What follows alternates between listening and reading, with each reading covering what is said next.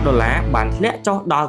97នៅថ្ងៃច័ន្ទដោយធ្លាក់ចុះជាលើកទី3ជាប់គ្នាដល់កម្រិតខ្សោយបំផុតក្នុងរយៈពេល4ខែប្រាក់ដុល្លារបានធ្លាក់ចុះខ្លាំងបំផុតធៀបនឹងប្រាក់យេនដោយសារការភ័យខ្លាចនៃការអន្តរាគមន៍រូបិយប័ណ្ណរួមគ្នាដោយសហរដ្ឋអាមេរិកនិងជប៉ុនកាន់តែខ្លាំងឡើងបន្ទាប់ពីរបាយការណ៍ដែលថាធនាគារកណ្ដាលក្រុងញូវយ៉កបានត្រួតពិនិត្យអត្រាប្រាក់ដុល្លារយេនជាមួយអ្នកជួញដូរនៅថ្ងៃសុក្រកន្លងទៅប្រាក់ដុល្លារក៏ត្រូវបានដាក់សម្ពាធដោយហានិភ័យភូមិសាស្ត្រនយោបាយនិងពាណិជ្ជកម្មកើនឡើងរួមជាមួយនឹងការរំពឹងទុកកាន់តែខ្លាំងឡើងថាលោកប្រធានាធិបតី Donald Trump អាចនឹងជំនួសប្រធានធនាគារកណ្ដាលលោក Jerome Powell ជាមួយនឹងបេក្ខជនដែលមានទំនោរគាំទ្រប្រាក់ដុល្លារទាបលោកក៏បានព្រមានអំពីការដាក់ពន្ធ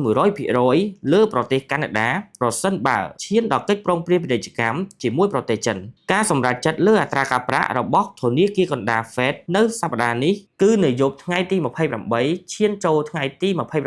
2026ជាមួយនឹងការព្យាករណ៍រក្សាអត្រាការប្រាក់នៅដដែល